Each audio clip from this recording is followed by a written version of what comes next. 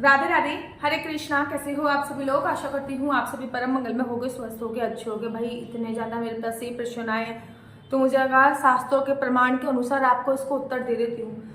दीदी, हमें आरती करनी चाहिए लक्ष्मी माता की या नहीं करनी चाहिए दिवाली वाली रात पे, या फिर धनतेरस वाली रात पे, या फिर छोटी दिवाली वाली बात? देखो, धनतेरस पे वैसे भी धनवंतरी जी की पूजा होती है, तो गणेश जी की आरती से प्रारंभ किया जाता है, फिर धनवंतरी जी की पूजा होती है। लक्ष्मी जी की आरती धनतेरस पे नहीं होती, फिर सिंपली अपनी ओम जय जगदीश की आरती करके बात को विश्राम करना चाहिए।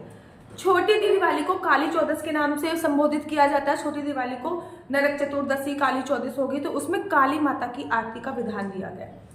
अब बारी आती है बड़ी दिवाली की। चाहे आप 31 तारीख को बड़ी दिवाली बना रहे हो या फिर आप 1 तारीख को बड़ी दिवाली बना रहे हो, एक बात मेरी कान खोल के ध्यान से सुन लीजिए कि जब हमने भगवान जी की प्राण प्रतिष्ठा कराई अपने घर पे, ठीक है ना, पंडित जी को बुलाते हो, सत्यनारायण की प्राण प्रतिष्ठा आप लोग कराते, सत्यनारायण भगवान की पूजा अर्चना वरना कराते, तो एक टाइम पे जब सारी पूजा समाप्त हो जाती है सत्यनारायण की पूजा के बाद, तो भगवान तो क्या कहते हैं, पंडित जी क्या कहते हैं, पंडित जी कहते हैं अब मैं सभी ग्रहों को, नवग्रहों को और सभी देवी देवताओं को उनके धाम जाने के लिए बोल देता हूँ, ठीक है ना। ऐसे करके पूजा को विश्राम करते हैं। या फिर आपके घर पे कोई भी कीर्तन होता है, या फिर आपके घर पे जब जागरण वगैरह होता है, या फिर भागवत जी जब कराई जाती है, तो क्या बोला जाता है कि सबसे पहले सभी देवी देवताओं का आह्वान कराया जाता है, फिर सभी देवी देवताओं को उनके धाम वापस भेजने के लिए बोल दिया जाता है। ठीक दिवाली पे भी ऐसा होता है। दिवाली पे सभी देवी देवताओं का हम आह्वान करते हैं। जब लक्ष्मी पूजा होती है, माता लक्ष्मी की विशेष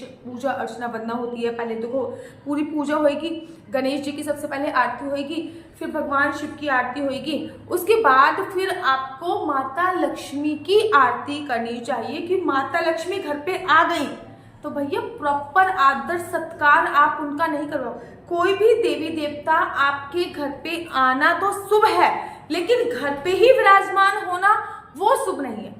भविष्य पुराण में एक कथन आता है, भविष्य पुराण के अनुसार कि माता लक्ष्मी की पूजा अर्चना वंदना आपको दिवाली वाली रात करनी चाहिए, और दिवाली वाली रात आपको माता लक्ष्मी की आरती भी करनी चाहिए। हाँ, हमको ये बोलना चाहिए कि माता लक्ष्मी आप हमारे घर पे आओ, विधि विधान से आओ, आपकी कृपा दृष्टि हमारे घर पे बनी रहे।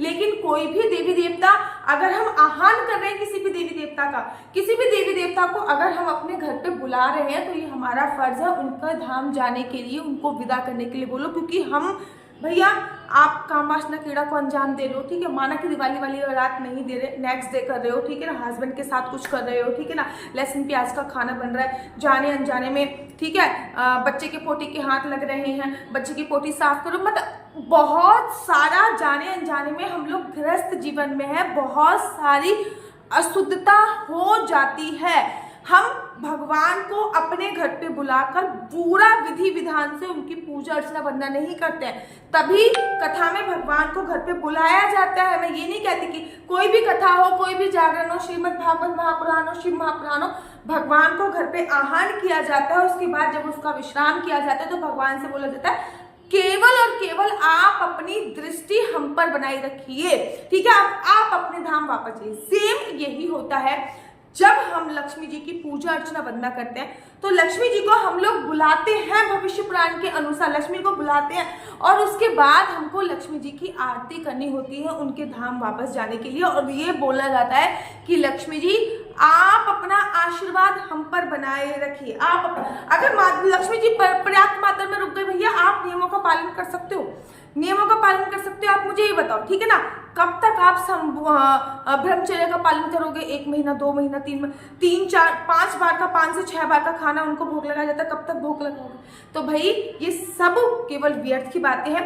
देवी देवताओं का आह्वान करके बुलाया जाता है, और उनकी कृपा दृष्टि हम पर सदैव बनी रहे, ऐसा बोलकर आरती करके उनको उनके धाम वापस जाने के लिए बोल दिया जाता है। इस बात का आपको विशेष तौर पर ध्यान देना चाहिए। तो लक्ष्मी जी की आरती होती है, नहीं होती, ये कंफ्यूजन मैंने आपको दूर कर दिया। मैं हर बार लक्ष्मी जी की आरती करती हूँ, मैं इस बार भी करूंगी। सबसे पहले हम लोग गणेश जी की आरती से ही प्रारंभ करते हैं। सबसे पहले हम गणेश जी की पहले हम चौकी बना लेते हैं। वो पूजा विधि मैं आपको किसी और वीडियो में बता दूंगी कि चौकी बना के हम लोग क्या क्या करते हैं, हम नवग्रह बनाते हैं, हम हनुमान जी की पूजा अर्चना वंदना जरूर करते हैं। उससे पहले हम सुबह सुबह पितरों की पूजा अर्चना वंदना जरूर करते हैं।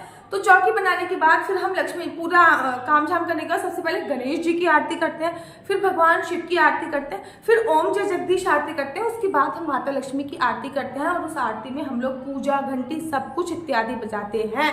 कोई भी परेशानी नहीं है, किसी भी बहकावे में मत आइए। जो शास्त्र निर्मित बातें हैं, जो शास्त्रों के द्वारा बातें कही गई हैं, केवल उनका ही आपको विचरण करना है। बड़े बड़े लोग अपने बस फॉलोवर्स बढ़ाने के लिए कह रहे हैं भैया तुम्हारे यहाँ पे लड्डू गोपाल जी, तुम्हारे यहाँ पे विष्णु भगवान आके बैठ जाए, तुम क्या नियम से पूजा अर्चना वंदना कर पाओगे उनकी? मेरे को एक बात समझे नहीं आती, भाई माता लक्ष्मी आके बैठ गई, 6 बार उनको भोग लगेगा, कर पाओगे आप? बहुत सारे रूल्स रेगुलेशन होते हैं, आपको नहीं पता होता है, इसलिए वो आए, आके अपना आशीर्वाद हमको दें हमारे घर पे। उनकी केवल कृपा दृष्टि मात्र से आपके घर भंडार भर जाते हैं। माता लक्ष्मी की कृपा दृष्टि मात्र से आपके घर भंडार भर जाते हैं। आपको उनको ये नहीं है कि माता लक्ष्मी की हमने आरती करी तो वो चली जाएंगी वापस, ये हो जाएगा। भैया जो अपने धाम से आया उनको जाना ही है, ठीक है ना। हम भी पृथ्वी लोक पर एक टाइम पीरियड तक है, हमें भी जाना ही, सबको जाना है, ठीक है ना। अगर आप लोग अपनी कुंडली मुझसे दिखवाना चाहते हैं तो नीचे मेरा नंबर दिया है 4292025। आपका बच्चा जॉब करेगा या बिजनेस करेगा? बिजनेस करेगा तो किस फील्ड में बिजनेस करेगा, जॉब करेगा तो किस फील्ड में जॉब करेगा, आप कौन सा बिजनेस ओपन कर सकते हो। लड़के के साथ अगर आपके गुण मिलाने हैं तो आप मुझसे संपर्क कर सकते हो। कंसीव कब करोगे, कौन सी तारीख आपकी कंसीव के लिए, गर्भवती होने के लिए सबसे सर्वोत्तम है, आपकी शादी का विवाह कब होगा, या फिर आपके मेडिकल ट्रीटमेंट से कंसीव होगा या नॉर्मली कंसीव होगा, ये सभी जानकारी मैं आपको कुंडली के माध्यम से देती हूँ। लेकिन कुंडली देखना बिल्कुल भी फ्री नहीं है, कुंडली देखने के थोड़े से चार्जेस हैं। और इस नंबर पे मुझे किसी भी प्रकार का कोई क्वेश्चन आंसर पूछने के लिए फोन मत कीजिए। आशा करती हूँ आपको मेरी वीडियो अच्छी लगती होगी।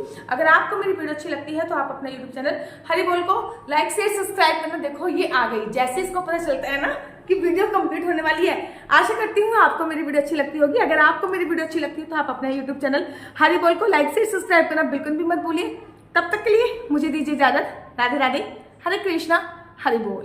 बुट्टू बोल दो, इसको पता चल जाता है जैसे मैं ये बोलती हूँ कि अब मुझे दीजिए इजाजत। राधे राधे।